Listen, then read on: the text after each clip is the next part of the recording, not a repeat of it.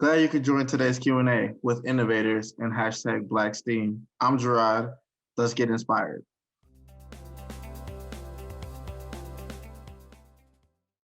Good morning, everybody. My name is Gerard Buckner with the Mortgage Institute for Research as part of the outreach team in the Discovery Building.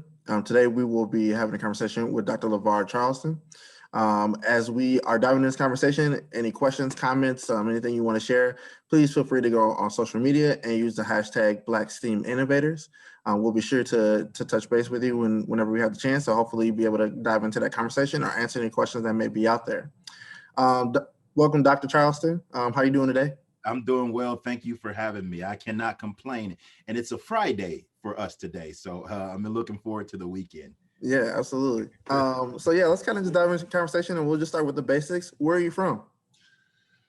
So almost everyone who knows me knows that I'm from Detroit, right?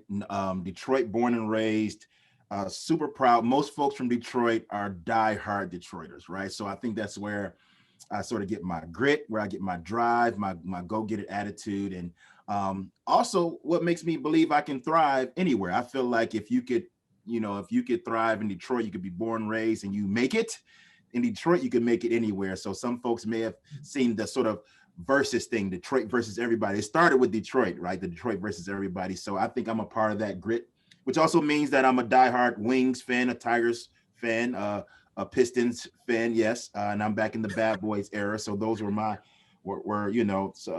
something that I held in high esteem. And yes, even a Lions fan. Diehard Detroiter. Spent almost a decade in Indiana after I left Detroit, and I've been here in Wisconsin for the last 15 years. So I've come to grow, know, and love the great state of Wisconsin as well too. Yeah, I will say all my friends and everybody I ever met from Detroit is definitely high energy and definitely very proud of Detroit. And I've never been to Detroit outside of the airport, so it makes me just want to go more and more. Because I had to show you around. Let me know when you want to go, man. We'll show you around. All right, bet. And how you feeling about Jared Goff being the new quarterback? We need something. We need some changes, and I think that for a long time we had bits and pieces of tools. We just got to put it all together. And I think that we're rounding the corner. So I'm excited. I'm excited about the draft picks that we're going to be able to get as well. I'm just, I'm hopeful. And that's how you always have to be. Like, you're the biggest fan in the preseason for the Lions because they haven't let you down yet. So I'm just hopeful, I'm optimistic as I always am. So. Well, awesome. Well, we are glad to have you on UW-Madison campus, and obviously you always know it's go Pack Go around here. I'm trying to warm up to that. It just hasn't too many Thanksgivings that were ruined by the Packers when I was growing up, but I am trying to come around. Not quite. You can't find a Packers jersey or anything in my house yet. But in 15 years, I'm starting to defrost a little bit. We'll see what happens this next season. Obviously you being on the university and being a professor on campus, could you kind of tell us like what your role is and all of the different things you do, and then kind of touch on like how it's being affected by COVID-19? Sure. So my current role, I'm an associate dean for equity, diversity, and inclusion in the School of Education. That's an inaugural position that's really designed to help faculty, staff, and students embrace and embody our goals for equity, diversity, and inclusion. I'm also a clinical professor in the Department of Educational Leadership and Policy Analysis. Before I left Wisconsin the first time, I was teaching in that department, teaching leadership development, intersecting identities, and what was the other course? Student identity development. Yes, I'm getting old. Too many concussions. This is, COVID-19 has been a challenge for everyone. I mean, 2020 has just been a doozy, right? I mean, you got the sort of the dual pandemics of COVID-19, and then the racial unrest, so systemic racism. That's what I call by dual pandemics, right? And it's been really evidenced by sort of the persistent racial and social injustice that came to a boiling point in 2020, as we saw in social media and our regular media, and it really sort of illuminated the need, something that I preach about a lot in my work, in research. And I guess I should say that too, prior to moving to administration, I was a researcher in Wisconsin's Equity and Inclusion Laboratory for nearly a decade. So my background is steeped in research on broadening participation in science, technology, engineering, mathematics. I imagine we might talk a little bit more about that in a few. But, I think that, COVID-19 is really has illuminated to us more than ever the need to really center equity mindedness in our practices, in our experiences. We call them high impact educational practices, probably around some of the things that you all do, Gerard, too, as it relates to involving students in activities that will heighten their senses, that will help to develop them into the STEM practitioners, whatever the areas that they want to go in. And I think that, heretofore, many of us in education and other spaces had, sort of had the tendency to skirt calling attention to sort of the patterns of inequity in student outcomes, for example, in our development of our programs, our practices, our opportunities for exposure to different students, right? And I think that, some of that didn't happen necessarily intentionally, right? But, what COVID-19 has done is sort of forced our focus, our gaze on these patterns of inequity that have sort of presented themselves in sort of the outcomes of COVID-19 with, Black, Indigenous, and people of color having worse effects than sort of our white counterparts, right? And how, it's affected our education and all these other areas that has already been impacted by systemic racism, for example. I know people that sometimes that word makes people uncomfortable. It's never a personal attack. It's never calling someone racist per se, but it's really identifying the policies and practices that has sort of helped to shape what we know as laws, rules, and all these sorts of things. And so some of the ills in our society, like housing, like education, like law, we see these sort of discrepancies as it relates to Black people and other folks of color as it relates in comparison to our counterparts. So COVID-19, along with the dual pandemic of systemic racism and racial unrest, or racial and social injustice, has really risen to our focal points. And so I think that,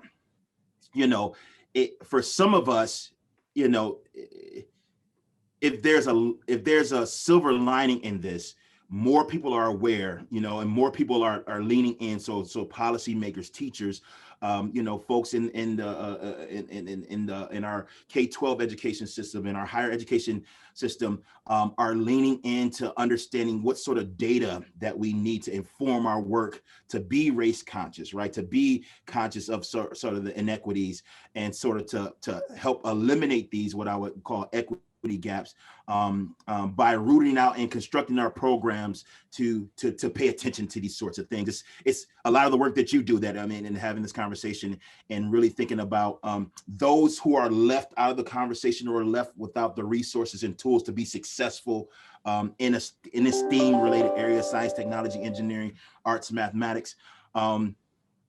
Putting that equity mindedness piece and sort of anti-racist practices in our design and our implementation of programs, of policies, of, even after school programs or extracurricular activities, to sort of combat these issues and really to enhance the outcomes of all students, right? Not just some students, but all students from all backgrounds. And that means that, I think COVID-19 has also brought out the need for us to be to own our own identity-based inequities in our institutions, for folks like me who are, an administrator and stuff. So what are our own identity-based inequities in our own institutions, and where do our institutions perpetuate those sorts of things? Taking our own personal and collective responsibility for achieving these outcomes, not only setting goals for our students, but setting goals for ourselves, right? And our institutions, and holding ourselves accountable for the outcomes, for the successful outcomes of all our students, no matter what background they come from: Black, red, yellow, purple, it doesn't matter. And I think that as we do these things, we do better as educators to truly serve, all of our students. And I think that those are ways in which I think myself and others are approaching these challenges to COVID-19. And so if there is indeed a silver lining in sort of overcoming these challenges, it's putting these things in more laser-like focus. I was talking to my boss the other day, the dean of the School of Education, and we were talking about, and she was saying how not only has she never seen so much attention to diversity, equity, and inclusion, she's never seen so much attention to teaching, right? Because we all have to reshape the ways in which we engage students, because we're virtual and we're doing all these things. And so now, you know, pedagogy and curriculum becomes more important, not more important, but again, in our focus to ensure that in very Western ways that we're accustomed to teaching, we had to change things up. Arguably, many folks have been arguing this, you know, for a long time in research, right? That the Western way that we teach and learn, it's not the way that, it's not always culturally responsive to how all of our students teach and learn. So now we have to find innovative ways to really get content over to our students. And it has really put teaching and learning into focus as well. And so what better time than to address, you know, sort of inequities in our teaching and learning practices than when we have to sort of revamp the whole thing anyway. So now it becomes foundational to how we approach this work. Wow. That was a lot to unfold. You sound like you be having some busy days ahead of you. Those are facts right there. I'm busy all the time. Yes, sir. Yes, sir. You kind of talked about, you kind of already dove into it, but you also talked about kind of the STEAM research you did previously before joining to this role. Could you kind of dive into that a little bit more, and like how does that affect your everyday work now? Yeah, you know, I never planned on going into diversity, equity, and inclusion work. In fact, I planned not to do that because I thought that might pigeonhole me in my career. Now, when I got into research on broadening participation in science, technology, engineering, mathematics, you know, a lot of my findings had implications for broader diversity, equity, and inclusion practices, for the best practices in creating equitable and inclusive working and learning environments, because that's what my STEM preparation and success research was about, right? Getting folks, primarily folks of color, primarily African Americans, in and through the educational system to the highest levels of degrees attainment, master's level, PhD level, professoriate level, STEM practitioners and STEM teachers and learners and researchers. You know, it really sort of illuminated the idea that success is often socially constructed, right? If you I forget the statistics, so don't quote me if I'm wrong, but there's been many studies that said to I think about grades 2 or between grades 2 and 4, that people's aspirations and skill level or aspirations towards STEM are the same, and then somewhere in the educational pipeline, you know, people of color, Black folks, Indigenous folks, Latinx folks get sort of left in the dust, and then they, you know, they're in, quote unquote, inadequately prepared to pursue STEM once they get to the college level. And again, so you talk about inequities, and what about our education system contributes to that, right? So, you know, I was interested in, I went to a high school in Detroit, Cass Technical High School, the best high school in the world, I'm going to say. That's my own personal opinion, but I think we have a couple facts to back that up too. Anyway, you know, and I majored in architecture in high school. So when I got to college, and I also played football, I got a football scholarship. So there was already a conflict that I learned pretty quickly between my academic aspirations and success and my athletic aspirations, right? They were in conflict with each other. And so long story short, switched my major to industrial technology, then manufacturing engineering technology. And because of the challenges that I had, I got out of STEM, right? I was interested in it, but I didn't persist, and was not really provided a lot of mentorship, a lot of guidance, a lot of direction. In fact, I might have even been discouraged to not pursue my STEM aspirations in several different spaces. So my research interests and my aspiration or my inspiration to do this work really is a culmination of both my successes and my failures, right? You know, it was it got difficult to balance what I wanted to do academically, and was clouded a little bit by, I played Division I sports. So I was like, okay, am I going to the league, right? Am I going to the NFL? And I just didn't have the support and didn't receive the support that I needed to continue.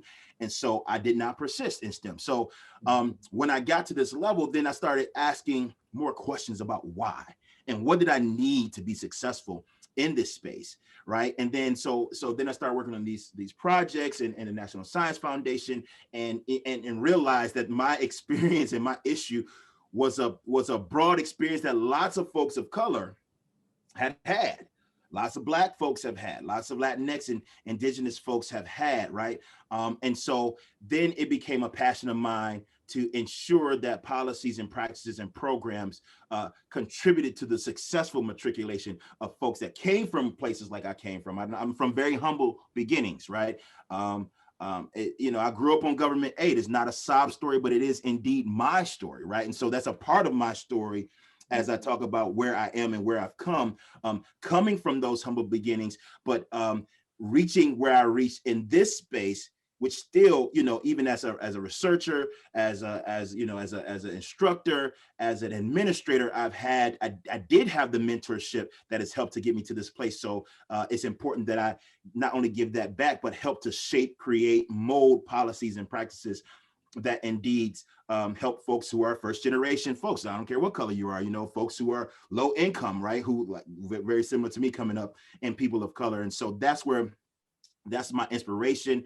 That's my passion. And that's how I got into this work. And now that I'm in sort of more administratively, I'm still, engaging in some of those work in publishing and doing a lot of things to help move the field forward as it relates to STEM or STEAM innovation and success, particularly around historically marginalized students. Yeah, that's amazing. I love the fact that we're, at the end of the day, it basically came down to the things that you had this natural talent and you didn't even know, and then you allowed really, like, what was the comment? Like, Jesus, take the wheel.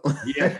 Like you allowed your experiences growing up and stuff like that be able to really bring you to where you belong. And obviously, you don't have an issue with that because you've done really well around that. So that I just love that, because I always tell students that I work with that, like, find something that you obviously really have passion in, but find something that's also affects you in some type of way that you could probably even fix it, that you don't even know that might need fixing. And you're expert in it already because you practice it every single day. Wow. Good. So yeah, kind of going to like the next part of that, like, for you, what does it mean to be Black in this work? Wow. That's an interesting question. I look at me, and I told you, I mentioned earlier, I used to teach a student identity development course, and we would dive into some of these issues. And, I look at it as an asset, right? We have a lot of societal ills that creates barriers, but I think it's an asset to be Black and to do this work, right? I think even going back to where my beginnings, my humble beginnings, because of my experiences, I think I have a leg up and being able to successfully navigate any different space, right? Because to be successful in this world, and it's a white world, it's a white man's world. It is. Look at the uppermost policies and practices, who's running it. It's a white man's world, right? So in order for me to be successful here, I had to learn how to be, culturally intelligent, or what we call CQ, right? Cultural intelligence. And a lot of people think that if you're getting some training, that it's for, it's for white people. It's for, no. It's for everyone. Because if I come from, the hood in Detroit to a UW-Madison, in order for me to successfully navigate that space, I have to have some cultural intelligence, right? Because this space is not built for me. Mm-hmm. Right. I have a colleague who said she was talking to a student and they were just distraught. They were like, they were having such a hard time. And they were like, this it's not working how it's supposed to. It's not working for me, this and that. And she said to them, and I've taken this ever since, she said, no, it's working exactly how it's supposed to. It was not built and designed with you in mind. Mm. Right. So as we think about the history of those things. So what does it mean to be Black in this work? I mean, there are challenges to that, right? Barriers that I mentioned, and folks that think you aren't even supposed to do this work. And if there weren't, we probably wouldn't we probably wouldn't be doing the work that we're doing, right? Mm-hmm. Henry Ford once said this. I'm a Detroit guy, so I use Detroit references. He said, if you think you can or you think you can't, you're right. Think about that for a second. He said, if you think you can, whether you think you can or you think you can't, you're right. So how do you so how do I interpret that? Like, so now it becomes about, how do I use, what are my assets that I bring to the table, right? How do I elevate those, right? I see myself as a connector, as an advocate. I was mentored, and thereby I am charged to mentor, right, to get to these spaces. I think, being Black in this space, resiliency comes to mind. Mm-hmm. Look how far we've come as Black people, and people want to, it's to say what you want, right? Almost every other demographic group in the United States had a head start on us. We were enslaved and still are suffering from some of the policies, practices, laws of segregation, Jim Crow, and slavery, right? We're still literally fighting for some of the same citizenship rights as everyone else with regard to equal treatment in the law, in housing, education, you name it. But would I give up being me? No. I mean, I have pride in being Black, and the resiliency that that Black people in this country has had.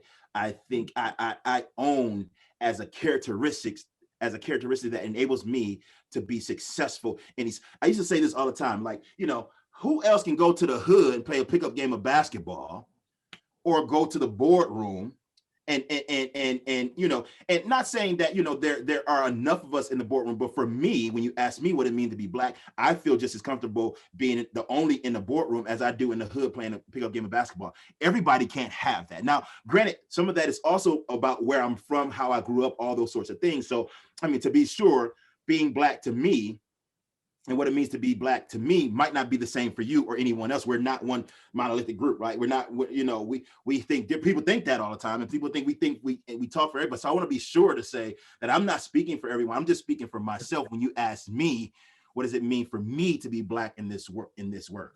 And so I've been able, through the grace of God and through mentors and positioning, and to be able to move and navigate in these spaces. Do I still have challenges? Yes, every day. In fact, the challenges that I have really dictates what my job is. My job is to help everyone else get through these challenges as it relates to equity, diversity, and inclusion. But my positionality in being Black also informs my passion, also informs my expertise, also informs my work. Now, to be sure, I've done a lot of research, I've published, I've done all these things. And so there's empirically based, data-informed decision-making as it relates to creating equitable and inclusive working and learning environments, which is why I'm here in the position I am in the School of Education, is because of my expertise. It's not just because I'm Black. And where we get into trouble is when you put people in positions just because they're Black. So you get me on a whole total another thing, right? No, keep going. This is great. You gotta do the work, you gotta do the research. And I also look at that as a responsibility. And this is me. Again, I'm answering, your question about me being Black in this work. It's my responsibility to educate myself, right? So that whatever space I'm in, that I can be an asset and I can add value. If you look at the different, and so I did my dissertation work at Microsoft in Washington, right?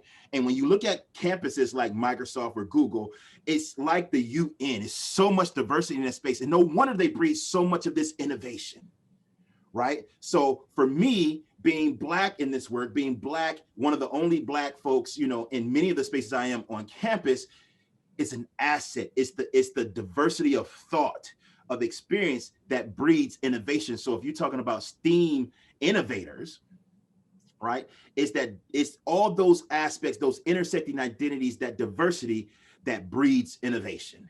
Mm-hmm. So hopefully that answers your question. I know I went on a tangent. You see I go in a little bit sometimes. No, I appreciate it. Thank you so much. And thank you for being so vulnerable about it and being honest, because that's the thing about that question. I think that question can be kind of miscued. That is like, it's, everybody thinks the same because you're Black, and that's not the case at all. And like definitely from the things, because the entire time of that of that, I guess what you call tangent, but it was just a major conversation. I thought about code switching the entire time, and not once did I think or hear anything from you saying it's code switching. You are you, and I appreciate that completely. And I learned from that, even as a Black man, that like, yeah, my necessarily my thought in like what does it mean to be Black in the work isn't necessarily everything that you said, but I can learn from that. And I think anybody else that watches from this that is Black, that is white, brown, whatever the case may be, will also be able to learn from that and be able and still be able to figure out best ways in bringing practice into their work office when they do have somebody that's Black and brown. And how do you make that? How do you make your office comfortable for that person? And how do you make it? How do you make it welcoming? And even as a Black person, I think about that now, like, because how I walk in as a Black man doesn't mean that the next Black person that walk into the office, whether they're a visitor or an employee, is going to be the exact same way. So I appreciate that. That was beautiful. So many gems in there. My next question was, what was your process like through school? Like what, because you kind of already talked about it, that you were an athlete and you also wanted to be an architect and architecture. And then when you finally decided that you were going to do education, like what was that? Where did you have to go from there? What classes and stuff did you do following that? So I probably want to back up a little bit to say that, this is what I appreciate hearing about your program that you're running. Is that exposure piece is everything. When I was in college, I ended up getting a degree in public relations and a minor in marketing from Ball State University. That's also where I played football. MAC champions this year, Arizona Bowl champions this year. Got to give big ups to the Cardinals. So chirp, chirp, go Cards. We were required, I was in the College of Communication, Information, and Media, and we were required to do an internship for our graduation. For me, I needed to stay on campus because I was doing summer training and all those sorts of things. So I was like, where do I go? Ideally for me, when I switched over to public relations, I wanted to do corporate relations management or something like that. And so I end up, actually, a long story short, I end up doing an internship on campus in what was then the Office of Admissions and Early Outreach Programs. My first real big exposure to education, higher education pipeline, sort of all these sorts of things. And so I also had an independent study with a professor named Dr. Charles Payne. He's retired now, but he was a Black professor at Ball State University. And I remember when I turned in my last assignment, him saying after reviewing, he's like, you can do this work. And I didn't know what he meant by then. I didn't know what he meant by that at that time. But as I look back now, it was research. It was all these sorts of things that was embedded in that assignment in this paper that really looked at multiculturalism in higher education, admissions, retention, multiculturalism in higher ed, something like that, right? And he was like, you could do this work. And it was like the research stuff. So I actually went into business. First, I worked in the business industry, worked for a company called Borg Warner for a couple of years as a product line manager.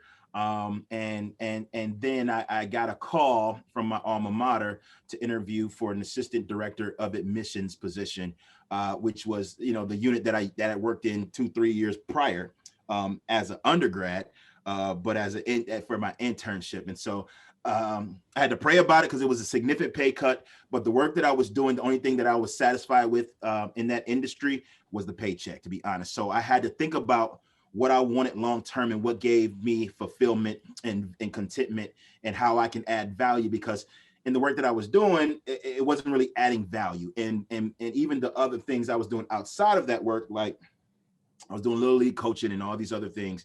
The work got so busy that I didn't have time to do that. And at this time I was in my 20s and I'm like, this is not my life right now. The only thing I liked about it was the check. So I moved over, it's a long story and we don't have enough time to talk about, but ultimately I ended up coming to Madison for graduate school. And even then I wanted to do some other things. And then I kind of, I fell into this work a little bit, right? It like you mentioned before, it probably called me. I didn't call it, it called me. And so when you think about, the process and getting into this, I would say to folks all the time, dream big and go for it, right? I have a motto that is to live life to have no regrets. If I had a regret, is that there's several aspects that I dreamed that I didn't pursue for fear, fear of not wanting to be poor, fear of whatever, and it sounds cliche-ish, right? But I think that exposure presented opportunities, and then I took advantage of those opportunities. So I guess the question to ask is, you think of, even for the young people, like, as you think of like what you want to be, where you want to go, how you begin a process like this, you got to think about what you want to do, right? And you may not know, and people may change their majors and their decisions about what they want to do several different times. I look at it like being an ocean. Like if you're in an ocean, or let's say you're on this side of Lake Michigan, right? And you can't even see the other side, right? Or no, let's say this, you see a small island on the other side, right? So you start swimming. The waves and the current's gonna take you to the left or gonna take you to the right, but you still see that goal and you're still moving towards that goal. That's how life is, right? So you do have to set a goal, right? And then you have to think about what education, what experiences, what exposure, what skills, what tools, what people you need to know to help you reach that goal. And then as your goals change, you just got to ask yourself all those things again.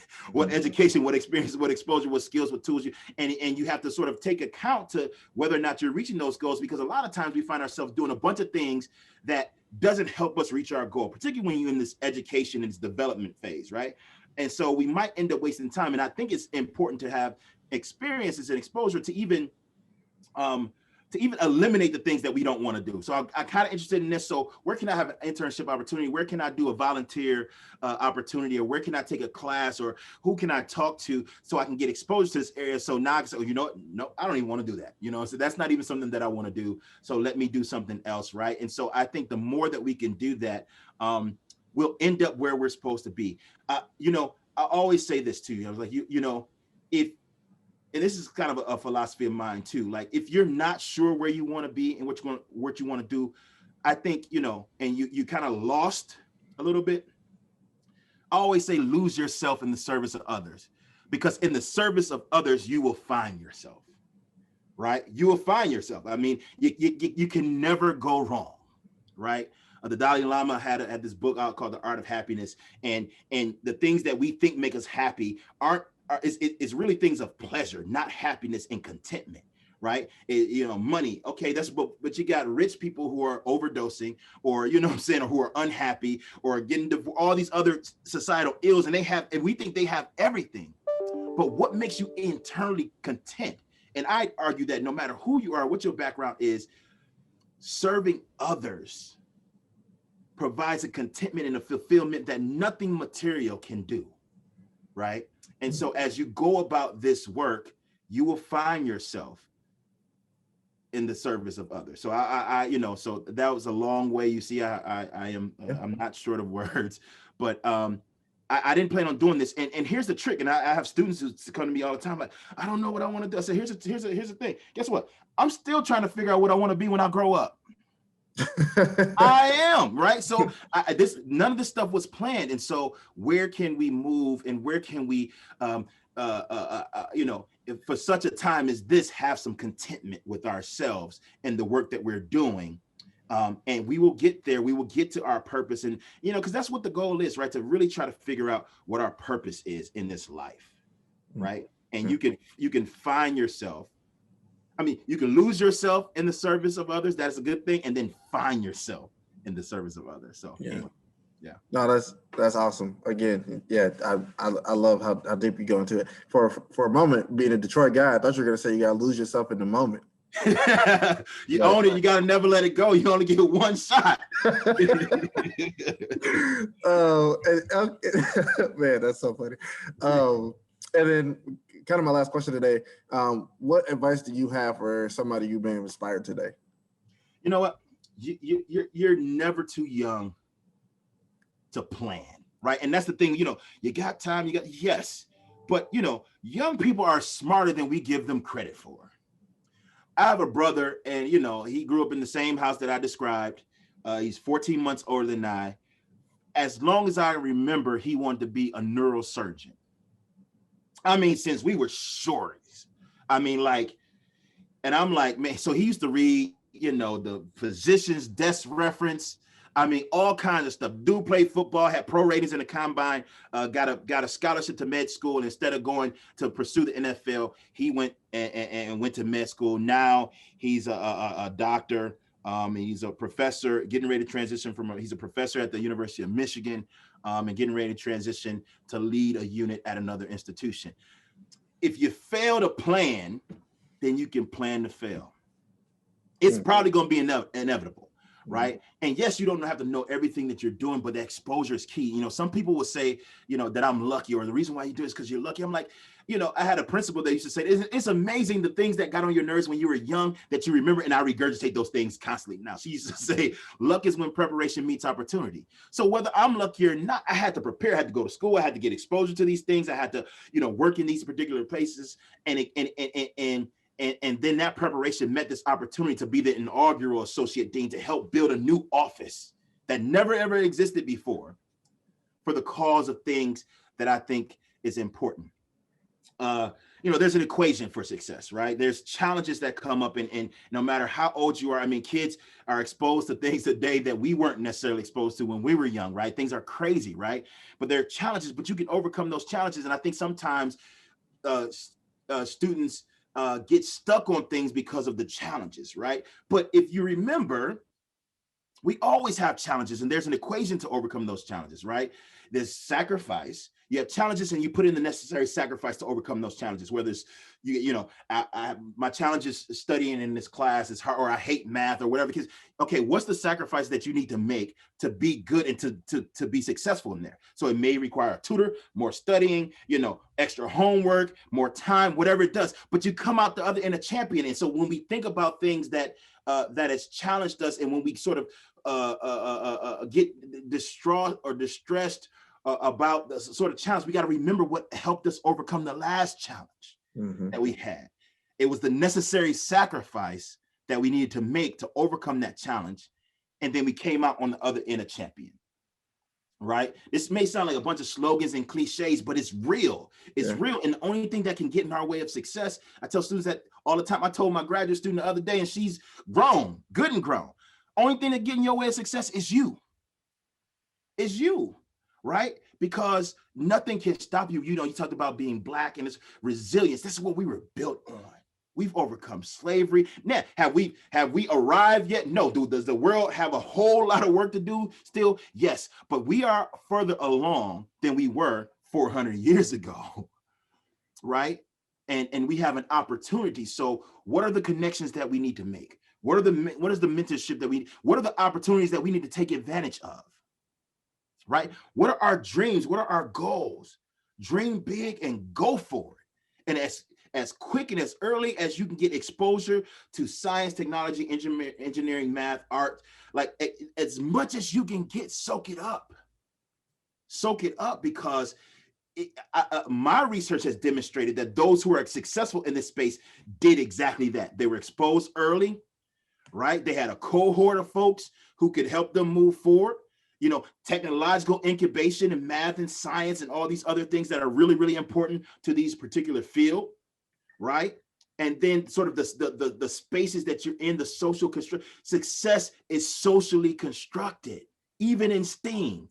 It's social. So who are you surrounding yourself around? What sort of cohort of people? What sort of parental involvement? Or it doesn't have to be your parents, but the things that you're doing, Gerard, like with folks, like what sort of experiences do you have that you can participate in that can help build your skills and your acumen towards the things that you want to do?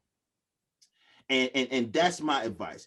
Dream big and go for it. Go for it. Realize that, you're going to have challenges, but what are the sacrifices you need to make to overcome those challenges? I guarantee you, if you make the sacrifices, you will come out on the other end a champion, right? And again, I guess I'll leave by saying this. It's very important. I used to be an assistant vice chancellor at the University of Wisconsin-Whitewater. And I used to have to give these talks for graduation and stuff. And I used to use this quote all the time, the Henry Ford quote, right? It's so powerful. If you think you can do something, or you think you can't do something, whichever one those are, you are exactly right. You're right. So if you think you can't do it, you're right. If you think you can do it, then you're right. So how do you get there, right? Never that a small group of thoughtful, committed citizens can change the world. Indeed, it's the only thing that ever has. I'm done. Well, now I'm about to steal your quote, but I am going to give you credit. That quote was, the last one was Margaret Mead, and she's the mother, one of the mothers of feminism. I use that all the time too, because we think that just because we're small or we have a small group or I'm just one person that I can't change the world. The world is only changed by a handful of people. It's the only thing that's ever changed things, right? Collectively speaking, think about how many people are in the world and the amount of people who change things, folks who get the Nobel Peace Prize, Martin Luther King, all other folks. It's Black History Month. So Ralph Bunche, George Washington Carver, all the uses of the pink, like all these sorts of things. It's like these are people, and they had a small group of people that they work with to do research and do all these other things, and they changed the world. So never doubt that a small group of thoughtful, committed citizens can change the world. Indeed, it's the only thing that ever has. Dream big and go for it. Thank you, Dr. Charles. I love today's conversation, and you got me amped up. I'm ready to tackle the day for sure. Well, thank you so much. I really appreciate it. Is there anything else that you have for the crowd? Anything you want to report on? Coming to work? Do you have any events? Anything happening? Or oh yeah. So there's a real talk for. So what we do, one of the things that my colleagues and I have started putting on is a real talk for real change, and we got to connect too, so I can just connect you with a couple of things too. There's a real talk for real change symposium series. It's done online, and this upcoming one is on February 25th. And if you could just do a Google, I can send this stuff to you, but real talk for real change, and it's the power of real talk to make real change. So thinking about some of the issues that we discussed today, the inequities in our society, we're going to be talking to some very important people, both in the academy and in our community here, who have spoken out against inequities that has made real change in our communities. Because sometimes, again, we think about like, okay, well, what is this going to do? I'm just one person. No. So here are the people who have done it, right? Mm-hmm. And so we're going to have a conversation. The Real Talk for Real Change Symposium series is something that we've been putting on. We've had over 1,000 people come to those sorts of things. It's open. You'll be able to ask questions and all sorts of things. I'll give you the link in here in our chat. And then, and so I invite people to come to this. It is Black History Month, but we do this once a month anyway. But I think it's fitting to think about, all the sacrifices that folks have made in our society to move our agenda forward for the causes of equity and inclusion, diversity, belongingness, and to be able to work and take tools back from a conversation, engaging with folks who have been widely successful and bringing about change. Can just, again, we have to equip our tool belts. Like, you always have to learn. You got to do your own research. You got to do your own, go to these opportunities, and how much can you be a sponge and soak up, and what sort of tools can you put in your tool belt for whatever your practice is, whatever you're a teacher, if you could be a minister, it doesn't matter what you are or who you are. I think these tools are going to be important to help move the agenda forward so that we can play our part in achieving the Wisconsin idea and being productive citizens in our community. Well, thank you for sharing that. And audience at home, we will take that link and we will post it on the video as well, so you will not miss out. And you said this is monthly? It's monthly. Yep, it's monthly. And even our past ones, I think there are videos on this link. If you scroll down to some of our past ones that dealt with, hip hop and education, like hip hop as a tool to bring education, equity in education, looking at creating anti-racist school communities, looking at healthcare and health outcomes in the age of COVID-19, moving that forward, and looking at discipline policies and policing in schools. And we've had some folks from the school, the president of the school board, to folks who do policing, to having security off, all these folks who are engaged in these conversations. Some people you might even recognize on here. And so there's some videos for some of our last RTRCs, or Real Talk for Real Changes too. And so it's something we do monthly. Yes, sir. Awesome. Well, thank you so much. And I'm really excited to join that myself. So hopefully we get to see the audience there. Audience, if y'all had any questions, comments, if you just want to share your praise, please use the hashtag Black STEAM Innovators, and we will be sure to connect with you on that. Thank you, Dr. Charleston, again. I enjoyed our conversation. This was amazing. And like I said, I'm hyped up, ready for that Detroit soul. So yeah, outside of that, we're good. Unless you have anything else for today, we'll wrap up. Hey, when the apocalypse lets up, Gerard, let's connect, bro. Absolutely. I would love to do that.